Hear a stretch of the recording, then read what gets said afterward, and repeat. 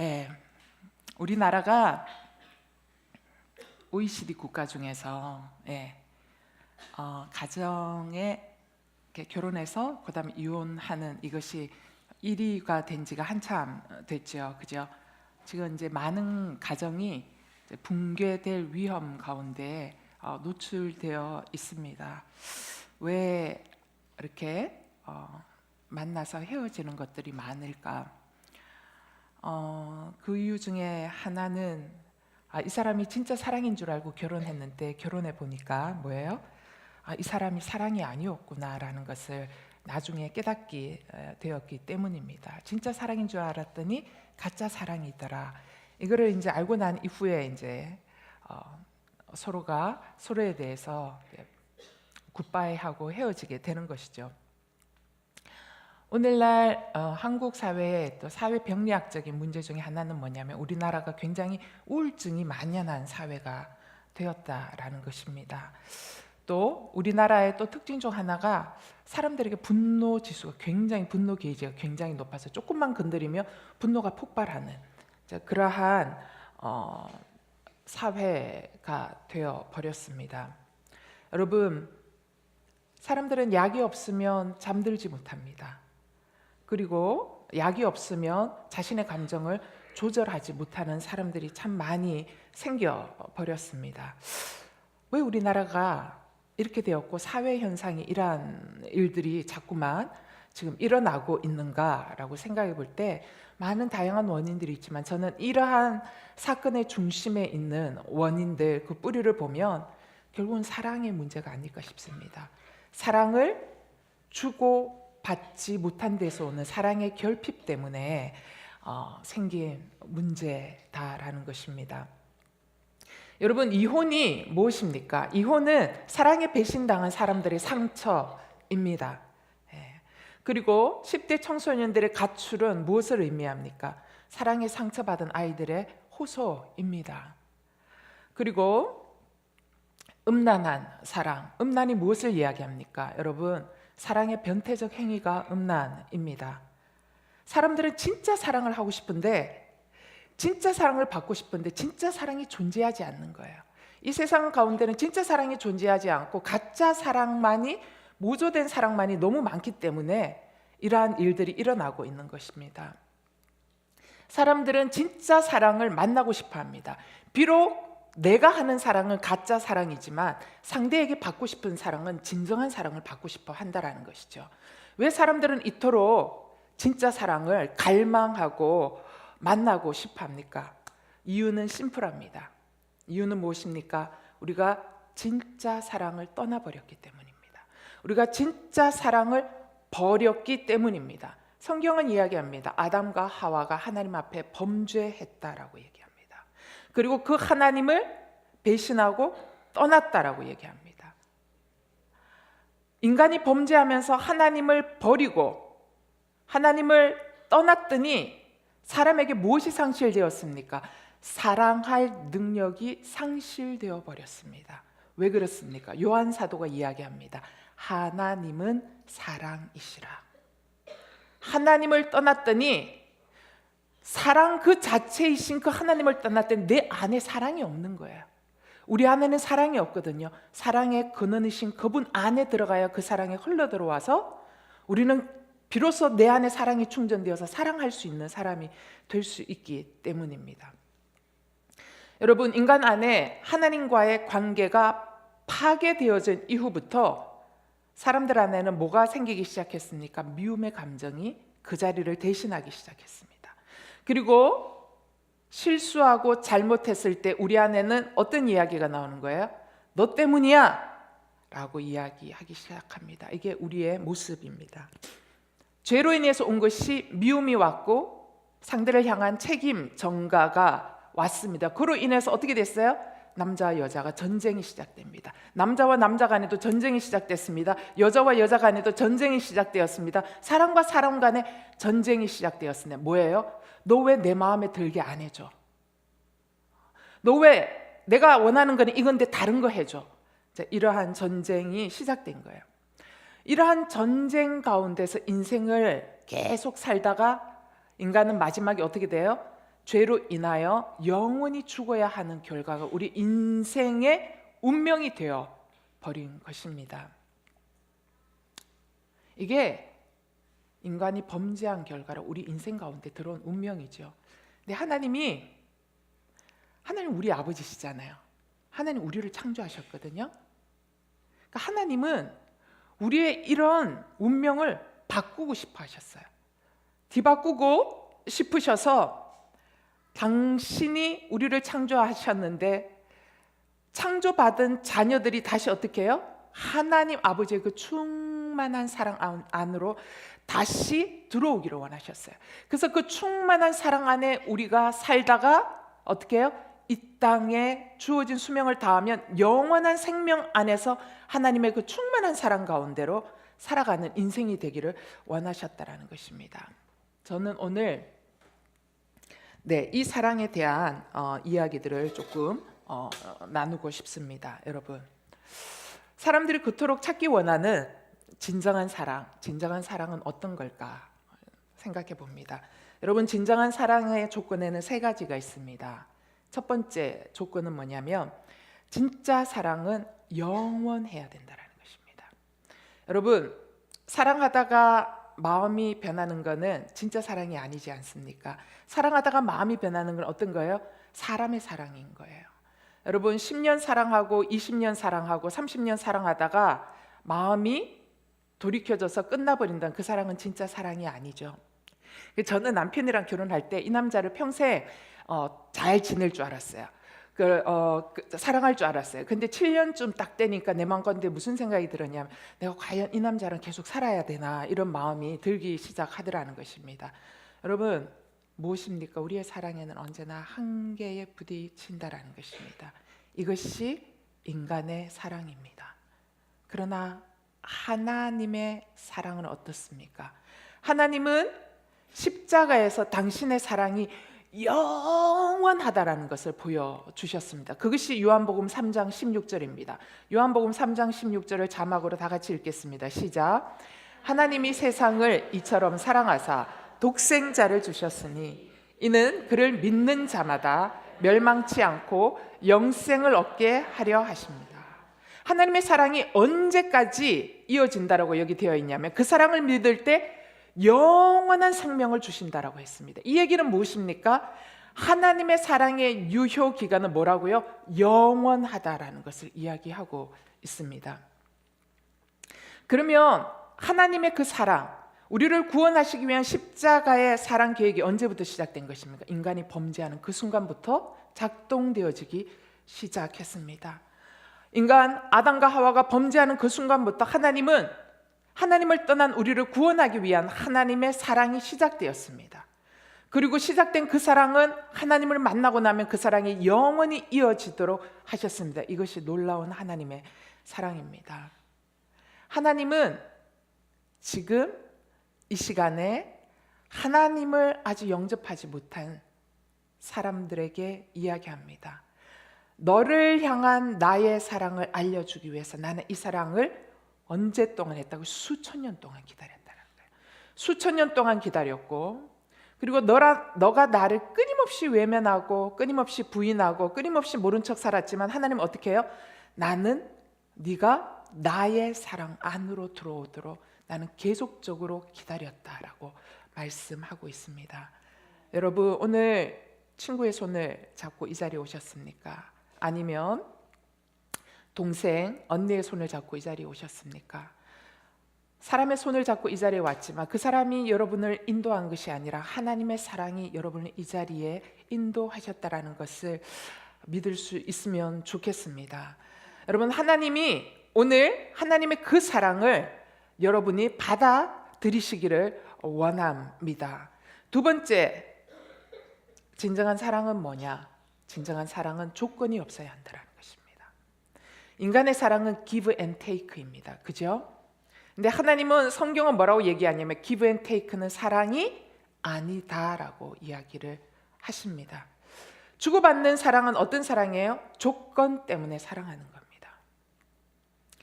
너가 나에게 이만큼 하면 나도 이만큼 너에게 해줄게. 진짜 사랑은 어떤 사랑이에요? 받는 게 없어도 사랑해 주는 거예요. 진짜 사랑은 나에게 계속 해를 가해도, 내가 계속 손해를 보아도 사랑하는 게 진짜 사랑입니다. 하지만 사람들의 사랑은 어떤 조건이 맞아야 사랑합니다. 남자가 능력이 있든지, 아니면 그 남자가 돈이 많든지, 아니면 이것도 저것도 안 되면 외모가 아주 막 출중하든지, 아니면 나를 끄는 어떤 매력이 있든지, 그래야 그 사람을 사랑해 줄 수 있습니다. 근데 이러한 일그러진 이 사랑이요, 조건적 이 사랑이 우리가 누구에게까지도 똑같이 이어지냐면 자녀들을 향해서도 우리가 똑같이 이어진다라는 거예요. 여러분, 우리가 자녀들을 언제 더 사랑해요? 자녀들이 뭔가를 사랑할 때 더 사랑스럽죠. 그죠? 자녀가 내 말을 잘 순종하면 너무 사랑스럽죠. 그죠? 자녀가 착하면, 공부 잘하고 착하면 우리는 더 사랑해 주게 됩니다. 근데 자녀가 말썽 피우고 공부도 안 하고 엄마 말 안 듣고 반항하고 하면 우리 마음 가운데 어떻습니까? 예, 우리가 자녀에게 격한 소리가 나가는 거죠. 또 심지어는 해서는 안 되는 모진 말로 자녀들 가슴 가운데 상처를 줍니다. 여러분, 아이들이 부모에게 왜 상처받습니까? 부모가 자신을 사랑해 주지 않아서 상처받습니까? 그렇지 않습니다. 아이들이 부모에게 상처받는 이유는 뭐냐? 부모가 나를 조건적으로 사랑하기 때문에 자녀들이 상처를 받는다라는 것이죠. 부부 사이는 어떻습니까, 여러분? 결혼했는데, 능력 보고 결혼했는데 이 남자가 무능하다면 여러분 어찌할 것입니까? 또 아내가 이뻐서 결혼했는데 그 아내가 중간에 화상을 입어서 그 아내의 얼굴이 괴물이 된다면 어찌할 것입니까? 또 평생 살아온 남편이 알츠하이머 병에 걸려서 점점 괴팍해지고 짐스러운 존재가 된다면 어찌할 것입니까? 제가 지난주에 이런 자매님이랑 상담을 했거든요. 너무 힘겹다는 거예요. 같이 이제 안 살고 싶다는 거예요. 이게 솔직한 우리의 인간의 한계라는 것입니다. 여러분, 태어난 장애가 심각한 장애인이라면 여러분 어찌할 것입니까? 장애인 자녀를 낳고 자녀를 버리고 도망가는 엄마가 있는 것이죠. 장애인 자녀를 낳고 도망가는, 가정을 버리고 떠나가는 아빠가 있는 것이죠. 여러분, 이게 인간의 사랑입니다. 그러나 하나님의 사랑은 정말 조건이 없습니다. 조건 없는 그 사랑이 어디에서 드러나느냐? 십자가에서 그 사랑이 증명되었습니다. 로마서 5장 8절 말씀 함께 읽겠습니다. 시작. 우리가 아직 죄인 되었을 때에 그리스도께서 우리를 위하여 죽으심으로 하나님께서 우리에게 대한 자기의 사랑을 확증하셨는, 예수님이 십자가에 달려 우리를 위해 대신해서 죽으셨습니다. 왜 우리를 대신해서 죽으셨을까요? 우리가 괜찮은 사람이어서 대신해서 죽으셨을까요? 결코 아니다라는 것입니다. 우리 인간의 실존은요, 죄 때문에 영원한 죽음을 앞두고 있어요. 우리는 앞으로 죽기 위해 살아갑니다. 그리고 죽고 난 이후 우리는 어떻게 돼요? 진짜 영원한 죽음을 들어가는 거예요. 예수 그리스도가 없으면. 이게 우리의 존재, 실존의 자리인 것이죠. 주님이 나를 위해 죽으신 이유는 딱 한 가지입니다. 내가 죽을 수밖에 없는 존재이기 때문에 주님이 나를 대신하여 십자가에 달려 죽으셨다는 것입니다. 여러분, 세상 어느 누구가 죄인을 위해 대신해서 죽는 사람이 있습니까? 여러분, 세상 어느 누구가 살인자를 대신해서 제가 그 사람 대신해서 죽겠습니다 하는 사람이 있습니까? 세상 어느 누구가 창녀를 대신해서 죽습니까? 세상 어느 누구가 범죄자를 대신해서 죽겠다고 하는 사람이 있습니까? 근데 하나님은 우리를 위해서 그렇게 하셨다라는 것입니다. 언제 죽으셨냐? 우리가 죄인이었을 때 우리를 위하여 죽으셨다라는 거예요.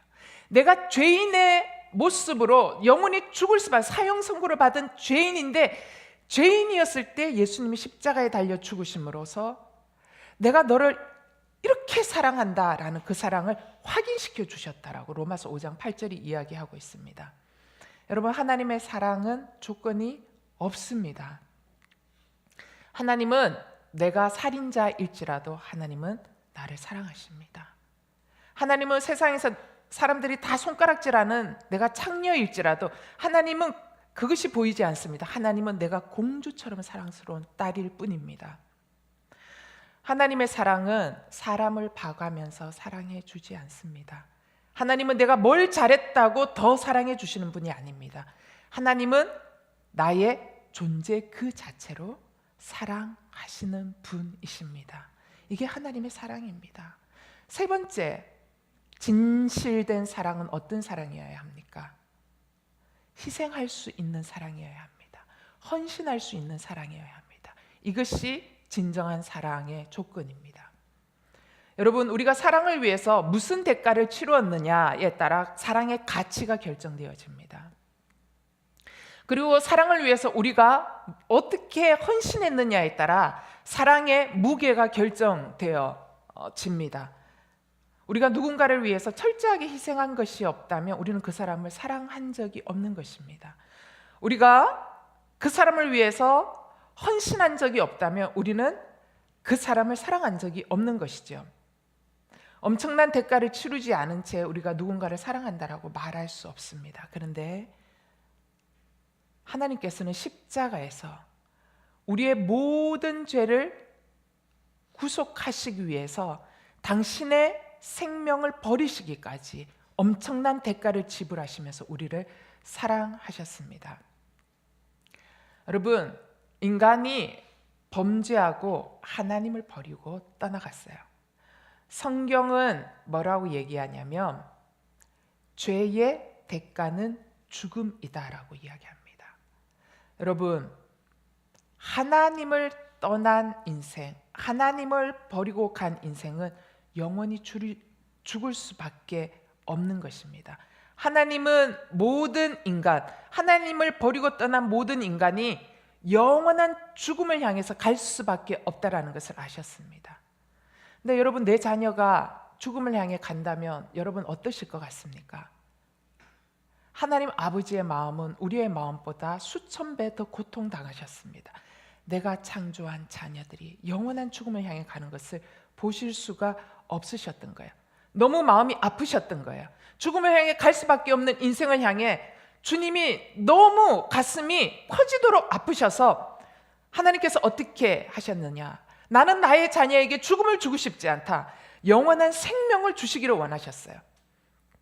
그래서 죽음에서 생명으로 우리를 돌이킬 수 있는 길을 마련해 주고 싶으셨어요.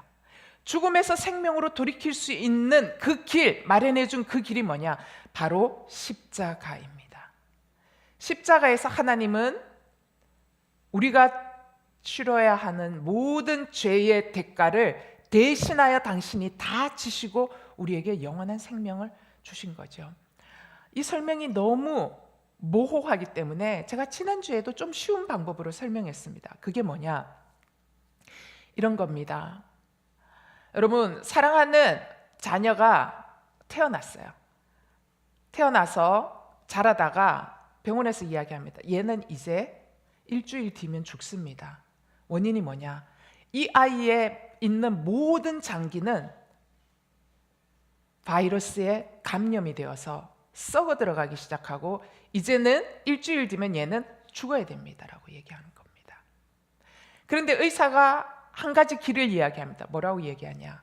부모인 당신이 이 아이와 유전적으로 100% 맞기 때문에 당신이 갖고 있는 심장부터 시작해서 모든 장기를 이 아이에게 다 이식하면 이 아이는 그 장기를 받아들이면 이 아이는 살 수 있습니다. 그러나 당신은 죽습니다 라고 이야기합니다.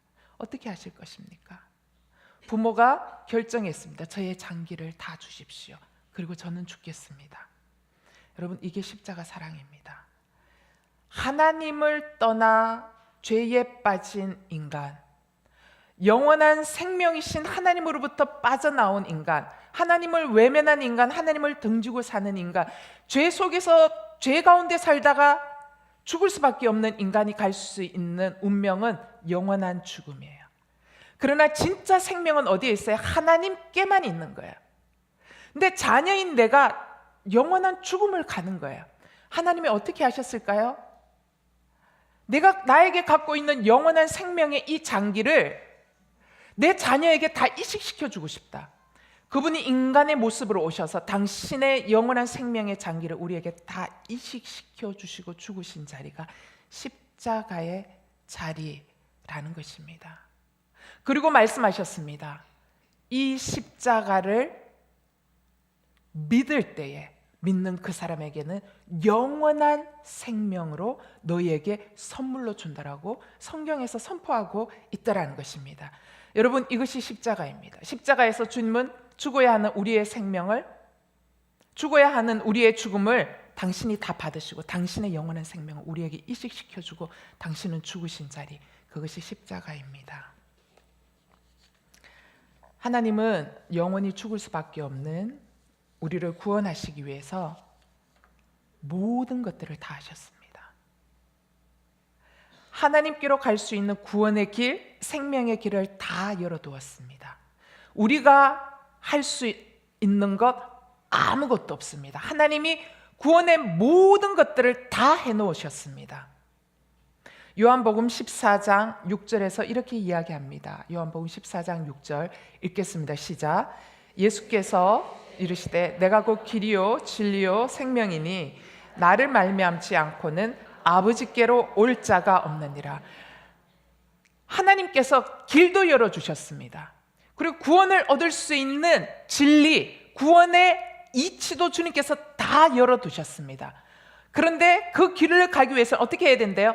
예수를 통하면 아버지께로 갈 수 있다라는 거예요. 그러면 우리의 역할은 무엇입니까? 하나님이 완전한 사랑으로 모든 것들을 다 해놓으신 나를 향한 하나님의 그 사랑의 손을 우리는 이 시간에 잡는 것뿐입니다. 잡으면 우리에게 어떻게 돼요? 영원한 생명이 우리에게 이식되어지는 거예요. 여러분, 이게 구원입니다. 하나님 우리에게 영원한 사랑, 조건 없는 사랑, 그리고 철저한 희생과 헌신의 사랑을 우리에게 다 베푸셨습니다. 우리는 이제 그 사랑을 받아들이기만 하면 됩니다. 놀라운 것은 하나님의 이 완전하고 진실된 그 사랑을 받아들일 때 우리의 마음은 따뜻해지기 시작한다는 것입니다. 여러분, 이게 마치 이런 것과 같습니다. 콘센트에 빠져있는 전기 코드를 우리가 다시 전기 콘센트에 딱 꽂아요. 전기 콘센트에 딱 꽂으면 어떻게 돼요? 전류가 흘러나오기 시작합니다. 전류가 흘러나오면 어떻게 돼요? 어두웠던 방이 어떻게 해요? 불이 환하게 켜지는 거예요. 그리고 방전된 배터리는 다시 어떻게 돼요? 전류를 타고 충전되어지듯이 우리가 하나님이 우리를 향하여서 모든 것들을 이루어 놓으신 그 사랑을 향하여 하나님의 그 손을 향하여 우리가 잡는 순간 우리에게 어떤 일이 일어나느냐? 어둠 가운데 있었던 우리의 어둠의 영혼의 불이 점화되어지는 거예요. 불이 켜지기 시작하는 거예요.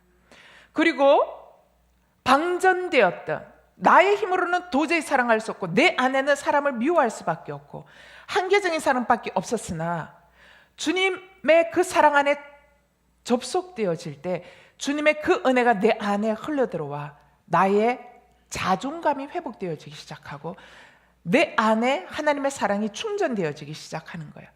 그래서 사랑할 수 없었던 내가 어떻게 해요?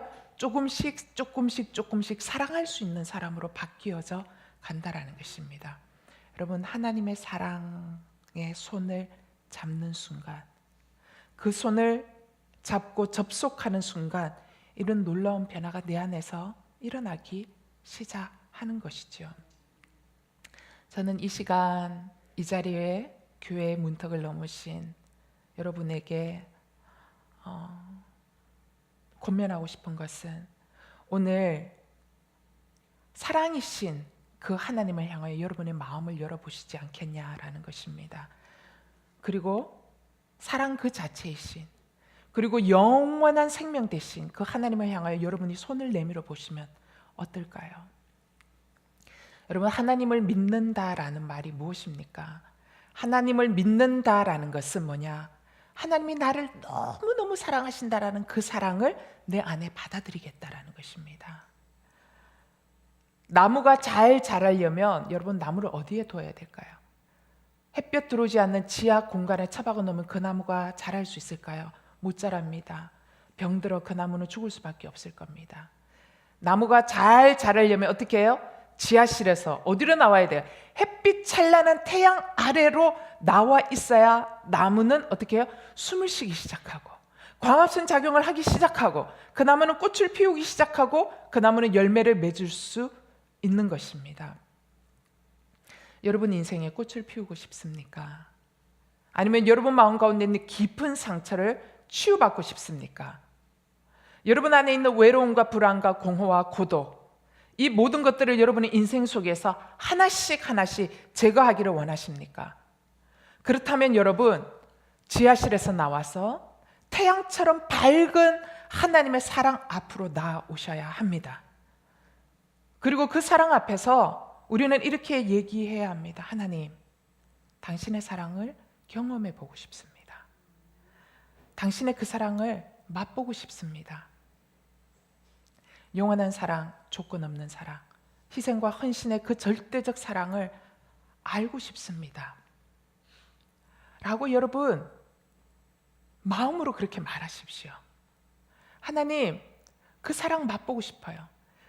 하나님, 그 사랑 안에 하나님 손잡고 영원한 생명이 무엇인지, 그것이 무엇인지 알고 싶어요 라고 여러분 마음속으로 한마디만이라도 하시면, 하나님은 우리를 창조하신 하나님이시기 때문에 여러분이 무슨 어떠한 인생의 고난 가운데서 그 이야기를 하는지 주님은 알아들으십니다.